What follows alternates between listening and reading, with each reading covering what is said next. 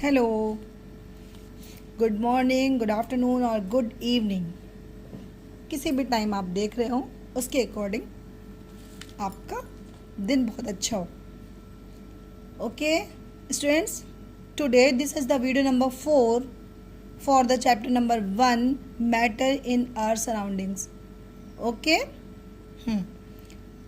then we have learned from previous videos that matter is made up of particles. Particles of matter have space between them. Particles of matter are continuously moving. There were various examples for these characteristics of the particles.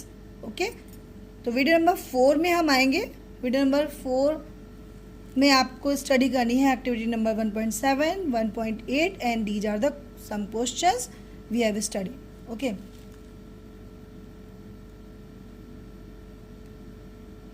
in last video we have discussed about the force of attraction. Force of attraction is the power between the particles of matter. Force of attraction क्या होता है? जो भी particles के बीच में जो minimum space रखते हैं उनमें हम बोलते हैं कि फोर्स ऑफ अट्रैक्शन ग्रेटर है, ज़्यादा है।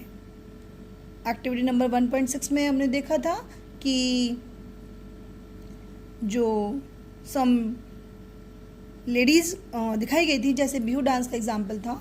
तो बिहू डांस में क्या उन्होंने दिखाया था कि कुछ लेडीज़ ने अपने आप से एक दूसरे के साथ बैक होल्डिंग से पकड़ रखा था खुद को, तो वहाँ पर फोर्स ऑफ अट्रैक्शन सबसे ज़्यादा था। एंड जब जो मेंबर्स थे वो एक दूसरे के पीछे भाग रहे थे, तो वहाँ पे जो पार्टिकल्स थे उनको ब्रेक करना सबसे आसान था, मतलब वहाँ पे फोर्स ऑफ अट्रैक्शन मिनिमम था। Okay, now activity number 1.7 it tells about the force of attraction. तो for this here take an iron nail, a piece of chalk and a rubber band. तीनों वर्ड्स आप जानते होंगे। Iron nail क्या होता है? जो लोहे की कील होती है जिनको हम वॉल पे टक करते हैं। चॉक का पीस, वाइट कलर का जो चॉक होता है वो होगा। चॉक का फार्मूला होता है क्या? CaCO3, calcium carbonate. एंड एक रबर बैंड जो इलास्टिक होती है, आप लोगों को मालूम होना चाहिए। Try to break them by hammering, cutting और स्ट्रेचिंग। इनको हमने क्या किया? हैमर किया, हैमर करा, कट करना और स्ट्रेचिंग मतलब उसको खींचा। उस बेसिस पे बताना है कि इनमें से सबसे ज़्यादा फोर्स से कौन हेल्ड है, सबसे ज़्यादा फोर्स इन तीनों में से किस में है। तो बताओ किसका आसान होगा हैमरिंग करना, कटिंग करना, स्ट्रेचिंग करना? आयरन का नेल है, उसको हैमर करोगे, कट करोगे और स्ट्रेच करोगे। चॉक को हैमर करोगे, कट करोगे, स्ट्रेच करोगे। एंड रबर बैंड को भी हैमर करोगे, है ना, कट करोगे, स्ट्रेच करोगे। तो इनमें पूछा गया इन तीनों में सबसे ज़्यादा ग्रेटर फोर्स किस में है? तो greater force will be in iron nail, क्योंकि उसको हैमर करके एक थिन पीस में चेंज करना, या फिर बोल सकते हैं उसकी कटिंग करना और उसकी स्ट्रेचिंग करना आसान नहीं है। तो जिन पार्टिकल्स के बीच में फोर्स ऑफ अट्रैक्शन मैक्सिमम होता है, ग्रेटर होता है, उनके साथ ये प्रॉपर्टी जो होती है क्या होता है? हैमरिंग होना, कटिंग होना या स्ट्रेचिंग होना क्या होता है? डिफ़िकल्ट होता है। This is the activity number 1.7। And अगर सबसे जल्दी आसानी से कौन ब्रेक हो जाएगा? Chalk will be break. कौन स्ट्रेच हो जाएगा आसानी से? Rubber band. ओके, तो इसके अकॉर्डिंग क्या होगा? मैक्सिमम फोर्स या greater force will be in iron nail. Now activity number 1.8, what is written? Open a water tap, try to break the stream of the water with your fingers. हाँ, water tap आप open करो और जो पानी आ रहा है water tap से उसको अपने फिंगर से कट करो। Were you able to cut the stream of water? क्या आप वाटर स्ट्रीम को कट कर सकते हो? What could be the reason behind the stream of water remaining together? ये बोला गया कि आप बताओ स्ट्रीम ऑफ वाटर को कट कर क्या पानी आधा आधा हो जाता है या पानी कट हो सकता है? नहीं, स्ट्रीम ऑफ वाटर कट नहीं हो सकता। क्यों नहीं हो सकता? क्योंकि उनके पार्टिकल्स के बीच में फोर्स ऑफ अट्रैक्शन है। फोर्स ऑफ अट्रैक्शन है, लिक्विड है फिर भी फोर्स ऑफ अट्रैक्शन है, इसलिए स्ट्रीम ऑफ वाटर को कट नहीं किया जा सकता। ठीक है, अब वो कितना है फोर्स ऑफ अट्रैक्शन, वो कंपेरेबल स्टडी में आती है कि किसी सॉलिड, लिक्विड और गैस को देखते हैं कि किसके कंपैरिजन में फोर्स ऑफ अट्रैक्शन कितना होगा, इसको हम कंपैरेटिव स्टडी से शो करते हैं। ओके, तो what is conclusion in activity number 1.6, 1.7 and 1.8 indicate the particle of matter have force of attraction between them। In activities के थ्रू हमने ये देखा कि फोर्स ऑफ अट्रैक्शन सबसे ज़्यादा किस में होता है या पार्टिकल के बीच में फोर्स ऑफ अट्रैक्शन होता है। This force of attraction keeps the particle together, यही फोर्स ऑफ अट्रैक्शन पार्टिकल्स को पास पास बनाए रखते हैं। The strength of this force of attraction varies from one kind of matter to another.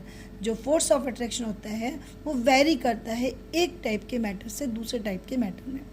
Okay, there are some question, we will discuss these one by one. Which of the following are matter, इनमें से कौन matter है, कुछ name दे रखे हैं आपको, इनमें से कौन मैटर है। तो what is the matter, comment box में लिख के बताइएगा व्हाट इज मैटर, मैटर क्या होता है।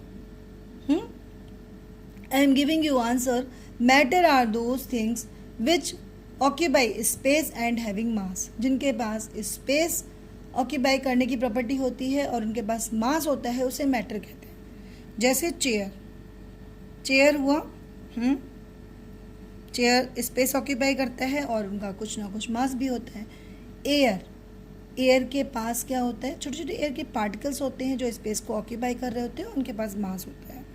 ठीक है, स्मेल, स्मेल हमें तब आती है जब आप कोई पार्टिकल्स मूव कर रहे होंगे, कंटिन्यूसली मूव कर रहे होंगे। जैसे हमने एग्जांपल लिया था इंसेंस स्टिक का, फूड पार्टिकल्स, गर्म खाने की महक बहुत दूर तक आती है, वो खाने की महक क्या होती है, उसके पार्टिकल्स स्प्रेड हुए हैं एयर में। ठीक है, बट लव, हेट, थॉट, इनके बारे में सोचना। लव, हेट एंड थॉट ये क्या है, एक टाइप की फीलिंग है ना, ना तो मास ऑक्यूपाई किया है ना स्पेस ऑक्यूपाई किया है, मतलब उनके पास मास है ना स्पेस ऑक्यूपाई किया है। हेड के पास भी सेम, कोई मास नहीं है, कोई स्पेस ऑक्यूपाई नहीं किया। थॉट, हम किसी चीज़ के बारे में सोचते हैं, तो ये तीनों ही मैटर नहीं है। ठीक है, नाउ आलमंड्स, बादाम, सब लोग जानते हैं बादाम कोई ना कोई स्पेस ऑक्यूपाई कर रहा होगा और इसके पास मास होता है। ठीक है, cold, cold is also a feeling, cold ठंड लगना, ठंड लगना। ठीक है, ठंड लगने की एक फील के रूप में देखते हैं, तो this is also not a matter. Cold drink, what is the cold drink, cold drink आपने देखा है लिक्विड होता है, तो this is the matter. Matter का मतलब क्या हो गया, इसके पास मास है और ये स्पेस ऑक्यूपाई कर रहा है, बॉटल में भरी जाती है ना, तो आप देखते हो। And smell of perfume, perfume की जो स्मेल है, दिस इज ऑल्सो क्या हो जाता है, मैटर। क्यों, परफ्यूम के पार्टिकल्स होते हैं और पार्टिकल एयर में मूव करते हैं, इस वजह से हम इन्हें मानते हैं कि ये मैटर है। Okay, give the reason for the following observation, the smell of hot sizzling food reaches you several metres away, but to get the smell of from cold food you have to go close. Same condition है कि अगर ठंडा खाना होता है तो उसके पास जाके हमें स्मेल लेनी पड़ती है, लेकिन अगर गर्म खाना होता है तो उसकी जो टेस्ट होता है, उसका फूड की स्मेल होती है, बहुत दूर तक दिखाई पड़ती है, हाँ समझ में आती है, फील होती है। तो क्या मतलब है, अगर फूड का टेम्परेचर बढ़ाया गया, मतलब खाना गर्म है, तो उसकी स्मेल क्या होगी, काफ़ी दूर तक आएगी, उसके पार्टिकल्स बहुत दूर तक स्प्रेड होंगे, डिफ्यूज होंगे। हाँ, तो बोलेंगे टेम्परेचर बढ़ाने पे जो होता है इन जनरल डिफ्यूजन क्या होता है, फास्ट होता है। तो यानी कि हॉट फूड का जो स्मेल है वो दूर तक आता है, लेकिन अगर फूड कोल्ड है तो पार्टिकल उतनी दूर तक डिफ्यूज नहीं हो पाते, इसलिए हमें उसके पास जाके स्मेल लेनी पड़ती है। ठीक है, third question is, a diver is able to cut through water in a swimming pool, which property of matter does this observation show. A diver is able to cut through water in a swimming pool. Okay, इसका answer आप comment box में दीजिएगा, मैं इसका answer next video में आपको बताऊंगी। Thank you. Both question 3 and 4, what are the characteristics of the particle of matter. इन दोनों क्वेश्चन के आंसर को ट्राई करेंगे आप, और इन दोनों क्वेश्चन के आंसर आपको मेरी नेक्स्ट वीडियो में मिलेंगे। Thank you class.